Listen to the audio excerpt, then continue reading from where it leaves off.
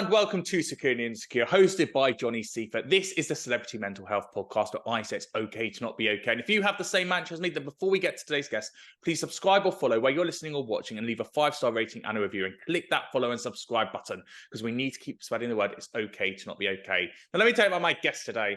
My guest today is one of our best dancers in the United Kingdom, where you'll know him for 7 years dancing on Strictly Come Dancing and then winning Dancing on Ice 4 years ago.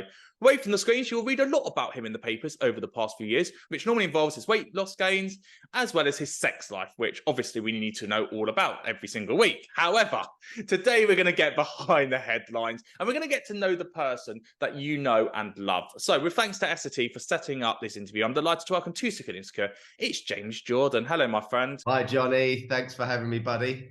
Thank you, mate, for talking about your sex life every week. You know, what do you want to know? Well, it's not a case of what I do want to know because I know everything already. I know how the sex life is going. I don't need to know anything else. Yes, exactly. But look, it shows you've been married for 20 years and the love is still there. And I suppose that's what we need to take away from that. Yeah, I mean, especially in the celebrity world, I mean, 20 years, it's equivalent to 100, isn't it? Because I always read in the papers, oh, they've been in a long-term relationship for 2 years. I'm like, they're still in the honeymoon period. That's still like early days.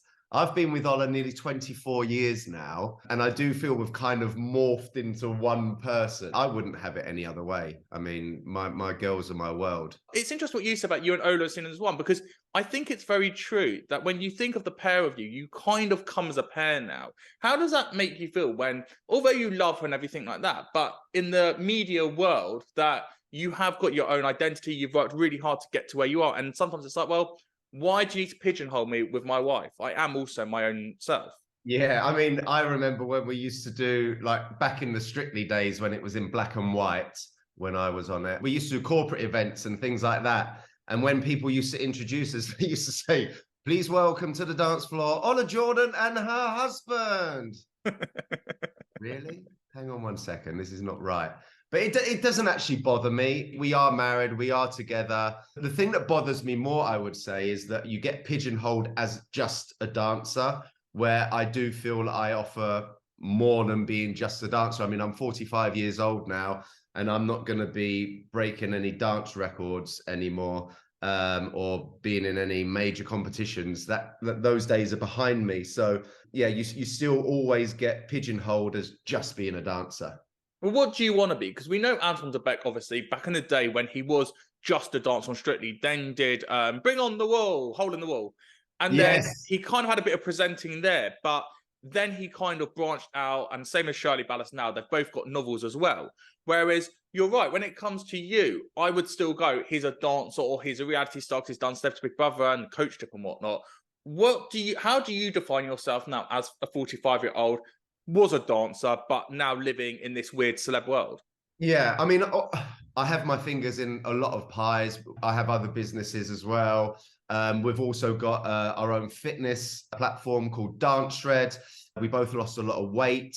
So we kind of created this dance platform where we mix dancing with functional exercises. So all the dances that you see on Strictly, like the cha-cha, the paso, the jive, we teach the people all those dances and mix it with functional exercises. There's also a diet plan if people want to lose weight. If they don't want to lose weight and they just want to tone up, there's ways of doing that. Or if they just want to learn how to dance, it's great for that as well, which keeps us very busy. So we're doing that a lot of the time. Having said that, I loved being on TV. I loved doing shows like Big Brother or Dancing on Ice, but I think if I could think of the perfect job for me, what would it be? I'd like to get into presenting in some way, shape or form, but being a judge, I think was kind of made for me because I'm very honest. And I think that's what people like about me and also dislike about me. Sometimes I say things that people want to say, but aren't brave enough to say, but I sleep well at night. You know, I am what I am. I wear my heart on my sleeve. I say how I feel. I'm not saying I'm always right. I'm quite opinionated, but I always say the truth. What happened there then? Is it the fact, and I hate to say this, but we both know what the industry is like, is that you're a straight, white, middle-aged man who is in a loving relationship, that there's no toxicity around you, there's no tick box in that Yeah, you're right. You could have been a Dancing on Ice judge easily. You didn't necessarily need to go and compete on the competition. They could have taken you like they did with Oti, or you could have been on the Strictly lineup as a judge instead of Anton. But there's something that didn't quite work there. What do you think it was? You said it, not me. They were your words. These are all my words. They're all your words. All I'd like to add to that is I'm not a puppet. I've been on TV show, like I was on Strictly for 8 years. I know how to behave myself and I work hard. I give 100%. It's not all about me. The show is what is most important. However, if I was going to be a judge, I wouldn't be told what to say. I would say what I believe is true. The same as now I'm working with Hello Magazine and I have my own show, which is on YouTube.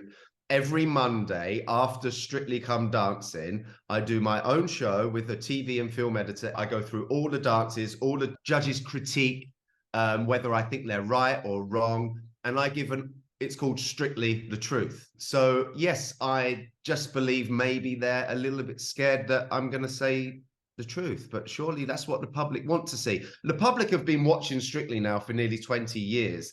They know what good dancing is and what isn't. So when they see something that isn't great and it gets a 10, they go, that wasn't worth the 10. So I'm now with Hello Magazine, got my own show, and I'm, telling people the truth.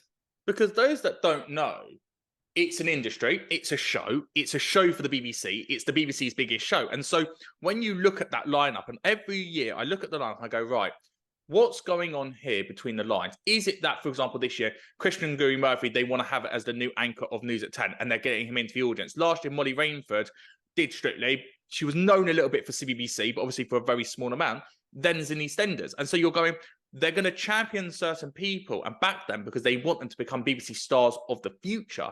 And I think I'm right in saying that the judges, they don't get told what to say, but it's kind of hinted at to mark someone maybe a little bit more down or someone a little bit high up, just because they have to have a storyline narrative as well as part of the show. You look at someone like Leighton Williams. Obviously, Leighton should be getting 10s already, but they're going to be harsh on him and critique him lower because it doesn't fit the narrative and the storyline that the producers want to tell. Yes and no. I would definitely say, obviously, listen, Strictly is produced at the end, otherwise you wouldn't need a producer, right? So it is a produced show. I do think the judges a lot of the time, kind of the critiques they say and everything are spot on. It's only on occasions, and I go, why are they doing that? There has to be a reason for it, because I know that categorically, if you're a judge on a dancing show, you have to know the difference between the technique and things like that. So that's why when I sometimes sit back, I go, I just don't understand it. It has to be because they're trying to keep them safe, trying to get them into a position on the leaderboard where they can't drop that low into the bottom two. There must always be an ulterior motive, which I find a little bit annoying, really, because I think the show would be amazing if they just left it as it is. They do their judging, judge it what you see, mark exactly what you want to mark. The public then will vote for who they want to save. The show's still going to be amazing. So yeah, it does feel that, and I've spoke about it before, that sometimes possibly certain people get the best music, which helps massively, but the shows have always been like that. There's, it's very hard to change that, and there will always be people that they want to get further in the competition, and they might be able to help them in certain ways, but that's just life, isn't it? It's not like it's not cheating, it's just produced.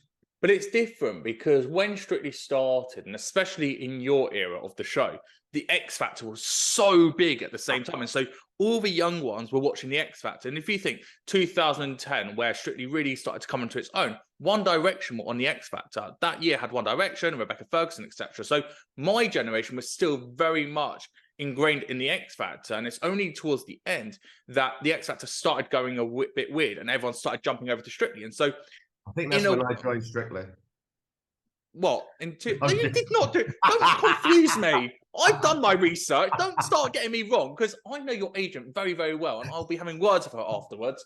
And especially when you say how many things you've done. I mean, you've plugged about every single business possible. I don't know how you got into 0 hours. When you look at Strictly now, it feels like sometimes they're targeting a much younger audience, whereas in the Len and Arlene days, it was very much this small show that was on BBC Prime Time. It had come off of Come Dancing, the original one from the 70s, and it fitted a much older demographic. Does that make sense? It does, but having said that, when I was on Strictly with Denise, for example, that year, I think the peak was something like 15.2 million.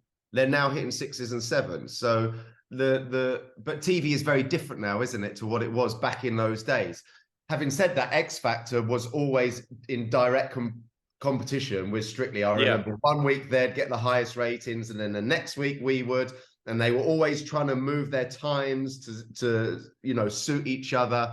But then for whatever reason, X Factor started, dropping off the radar. Strictly has maintained to be a very, very strong format. It just works. It's such a great show. It's just such a good feel factor and great family entertainment, isn't it? Especially in the world we're in right now, to have a bit of escapism for 2 hours a week, to just switch off from the horrific news, and I'm not just Israel, Palestine, but just in general, is always good to have just some feel-good TV. And you look at what they did last week, the 100 Years of Disney, and it was just a beautiful dance. It was just I can just relax for a minute. Just it was relax. Stunning. It was so good. I think the show this year, I didn't think Movie Week was that great, but I think the show this year is going to be absolutely amazing. I'm loving it so far. And I love the lineup as well. Christian is my favorite. I just think he's doing such a great job. He's not the best dancer, and as a professional dancer, people would probably think, oh, he's going to be looking for the best. I'm looking to be entertained, and he entertains me the most at the moment, and I just hope that continues.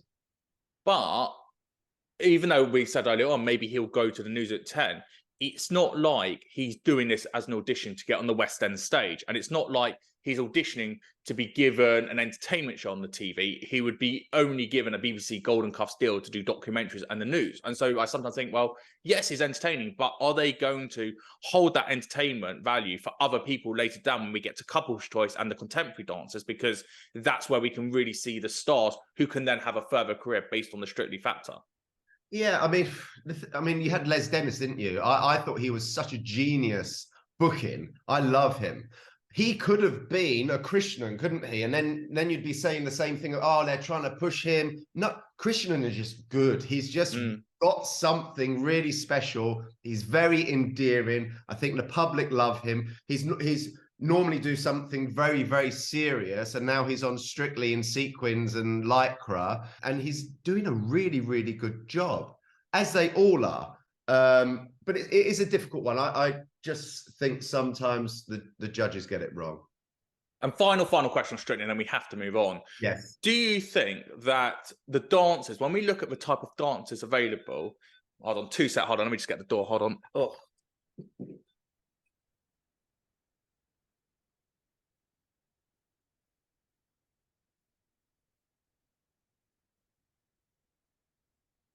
That's windy.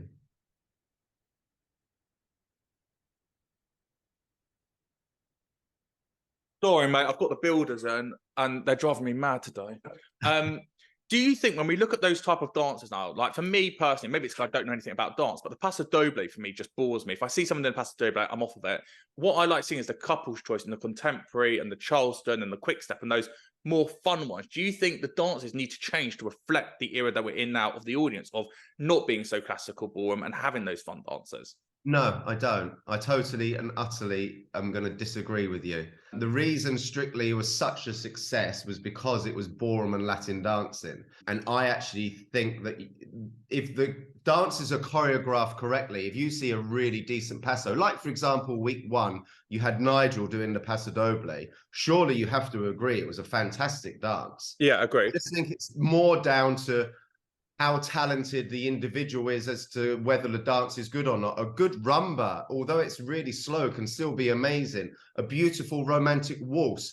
Now they're doing street dance and things like that. It's not So You Think You Can Dance. So You Think You Can Dance no longer runs in this country for a reason, because it got boring, predictable. People don't want to watch it. The reason Strictly is still going so strong is because, for whatever reason, people love ballroom and Latin dancing. The man leading, the lady following, that intimacy that you have. When you have street dancing, they're dancing side by side, copying each other. That's not what Strictly is about for me. So I'm sorry, I have to totally disagree with you, Johnny. You're wrong. Well, that is because of our age difference, my friend. And talking of age, you're 45 now.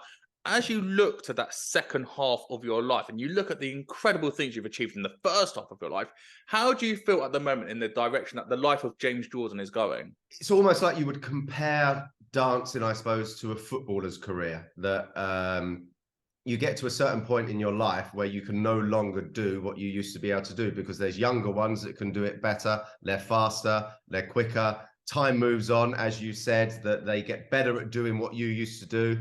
And you have to kind of try and diverse into something else, which is what we are trying to do as best we can. But it's difficult when you've done something your whole life. If you're in media, and you can do that up until you retire, really. But you know, in my profession, dancing, yes, I could go and teach, but I can't do what I love and like go and dance and perform. I can't really realistically do that because my body physically won't do what it used to do now.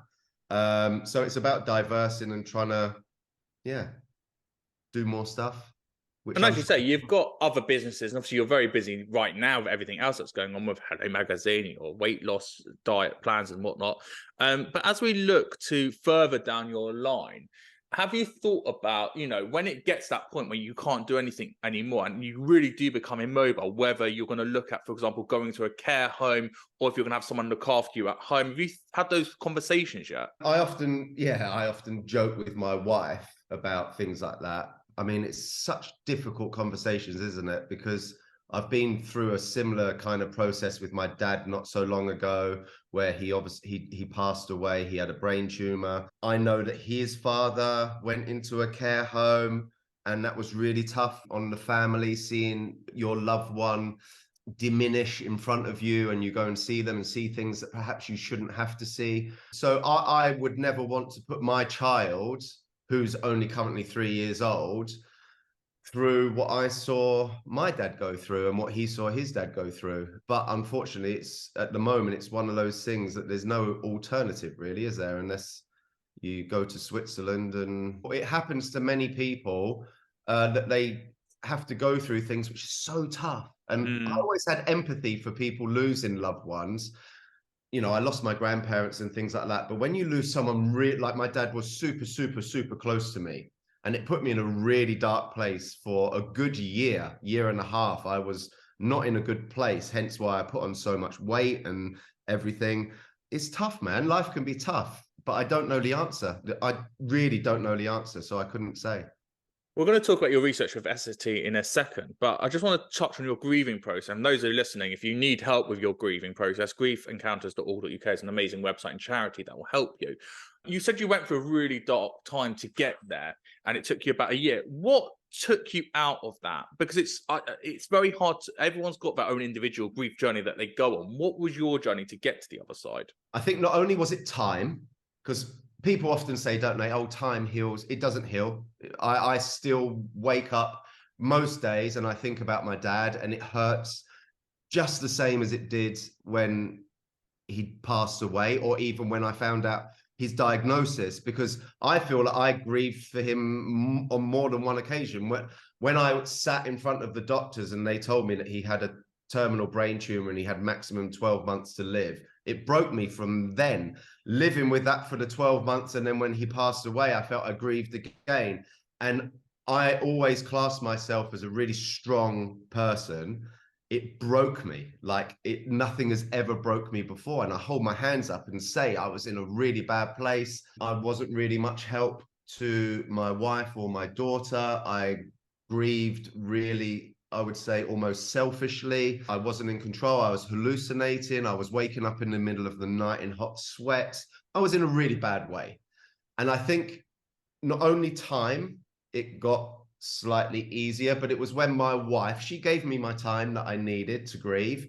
But then she come to me and she said, look, your dad would not want you to. And I know he wouldn't, because my dad was a really strong, old school, come on, got to crack on. It's part of life. It's part of growing up. Life is going to throw things at you that you've got to get through.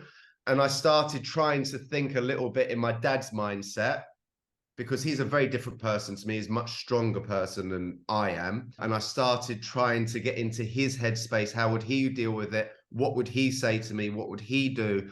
And I felt because I've given myself that time to grieve, I could start to think about it more logically about what I was going through instead of feeling sorry for myself and hated the world, man.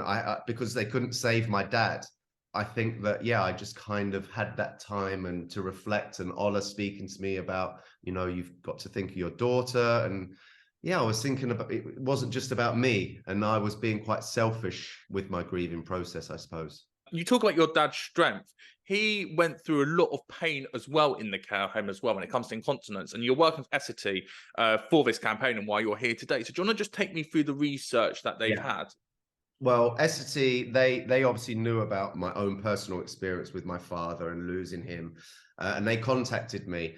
And I remember speaking about when my dad rung me from hospital, because obviously it was during lockdown, no one could be with him, and he was crying on the phone, "Come and get me, please come and get me. I don't want to stay here anymore." Because he had a brain tumor, he kept having seizures, and when he would come round, he wasn't able to speak properly, he wasn't able to communicate, and you could kind of understand him, and all he would say was, "Come and get me." But he said to me, once he got his speech back and everything, this was over a 12-month period where he was in and out of hospital, not being able to go and see him. He said the hardest thing for him was the fact that he wasn't able to use the toilet facilities, because where the first time he went in, he was put in a COVID ward, and then he contracted COVID, so he wasn't able to leave the ward. There was no toilet facilities there, and he found that really difficult, like for his dignity and everything, being a very proud man. After doing my own research on it and speaking to Esitty, the fact that there are options, and they are taking the cheaper option of getting incontinence pads, for example, instead of these pants that you can pull up, which cost pennies more. For me, it's just a no-brainer, because the ones that they're currently using leak. The ones that they could provide, they're able to use themselves. So it would free up beds as well, because there's a lot of people that stay in hospital purely for the reason that they're not able to change themselves, because they're so difficult to use and they leak and things like that. And then the nurses have to spend more time with them, changing them. So it's just, although they feel like they're saving money at the beginning, in the long term, they're actually costing much more money. And one thing no one can ever buy is time. And I always say, if the government, when they're purchasing these items for the NHS, or whether it's the Department of Health, if they had both pads in front of them, which one would they want their loved one to be in? I know which one they're going to choose. And we're talking about pennies. So it's just something that I wanted to be part of, because we were fortunate enough that through my dad's end of life care, we had at-home help, because we wanted him at home with us. But my dad, many years before, said he never ever wants his family to change or wipe his bum, because he had to do it to his father. So that was something that we wanted to respect for him. And we were fortunate, very, very fortunate, that we had amazing care. The NHS provided amazing care for us. But if you can speed up their process as well by giving them these correct, because the other pads are not fit for purpose. So if you can give them something that's fit for purpose, that they're not having to clean up after themselves all the time because of the leakages and things like that, costing them more time, more work, more grief, dignity to them as well, because they're doing something that no one particularly wants to do. They're doing jobs that no one really wants to do. No son should have to do to their father. So we were very fortunate. But if you can help the nurses in the NHS as well, it's a no-brainer for the sake of a few pence. That was so heartbreaking to hear James talk like that about his father and what his experience of the care system is like. When you put someone into the care system, you're trusting them with your person, your relative, your family's life. And to think that things like that can happen is just absolutely horrific. So my thanks to James for raising awareness. Esitty Online is where you can find out more information about their campaign and what they're trying to get the government to do. As James said, it only costs pennies. So why are we not spending the money in the right places? And obviously we spoke about Strictly Come Dancing, of course. And if you like Strictly Come Dancing, there are episodes on Secure and Insecure with people like Diane Boswell, Camilla Sacco-Dullerup, Georgia Mayfoot and Katie Piper. And if you enjoy Secure and Insecure and you learned something from that episode, you liked a bit of the Strictly gossip, or you want more information about the care system, and you want to support Secure and Insecure, basically is what I'm trying to say, where I can keep spreading the word it's okay to not be okay, then please do help me spread the word. What I need you to do, if you're listening on iTunes, Apple Music, Spotify, wherever you're listening, give that follow button a click and then leave a 5-star rating and a review. And if you're watching on YouTube, give that thumbs up a click. Then click the subscribe button and then leave a comment. Let's keep spreading the word. It's okay to not be okay. On social media, on Instagram, at Johnny Seifert, at Security and Secure Podcast, on TikTok, at Johnny Seifert92, and on X, the Twitter, at Johnny Seifert. I put loads of teasers of all the episodes out there, and just keep having that conversation in that community that it's okay to not be okay. I'm Johnny Seifert. Thank you so much for watching or listening. Until next time, thank you and goodbye.